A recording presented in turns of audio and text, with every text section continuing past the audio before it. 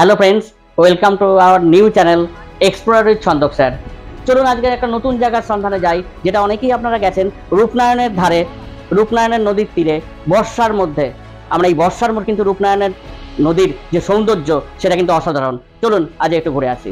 আমার পেছনে হচ্ছে রূপনারায়ণ নদী, সবাই এটা জানেন। বর্ষাকালে রূপনারায়ণ নদীর সৌন্দর্য খুবই সুন্দর। অ্যাকচুয়ালি কিন্তু উৎপত্তি হয়েছে ছোটনাগপুর মালভূমি থেকে।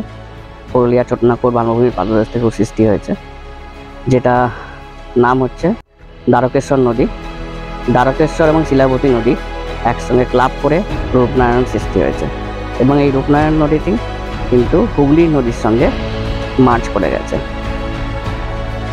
এই সোনার বাংলার হোটেলে রিসর্ট অ্যাকচুয়ালি আপনার ডিলাক্স রুম আছে, সুপার ডিলাক্স রুম আছে, সুইট আছে। আপনি অনলাইন অফলাইন ওদের নিজস্ব ওয়েবসাইট থেকে বুক করতে পারেন, বা এসেও আপনি বুক করতে পারেন। তবে উইকেন্ডের এটা কিন্তু প্রচুর ভিড় থাকে। আমি এসে দেখলাম প্রচুর ভিড় আছে। আমার আগে থেকেই বুক করা ছিল, তো ন্যাচারালি প্রবলেম হয়নি।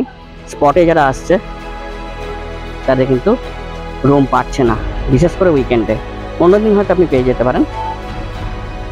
দেখুন, আমি নদীর ধারে বসে, রূপনারায়ণ নদীর ধারে বসে আপনি এই অ্যাম্বিয়েন্সে আপনি ডিনার করতে পারেন, লাঞ্চ করতে পারেন, এবং কোনো স্ন্যাক্স নিয়ে ড্রিঙ্কসও করতে পারেন। খুব সুন্দর একদম। এই চ্যানেলে দেশ বিদেশের আমার যে ভ্রমণ অভিজ্ঞতা, যে ভ্রমণের যে ছবি, যে ভ্রমণের যে ভিডিও, সব কিছু আপলোড থাকবে।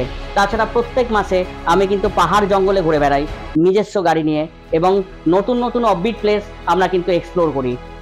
এখানে যে রেস্টুরেন্টটা আছে, সেই রেস্টুরেন্টের খাবারের কোয়ালিটি খুব সুন্দর, কিন্তু প্রবলেম একটাই আছে। আপনি যদি বাইরে থেকে আসেন, রুম না নেন, তাহলে আপনাকে বুফে সিস্টেম নিতে হবে লাঞ্চের সময়, লাঞ্চ বা ডিনারের সময়।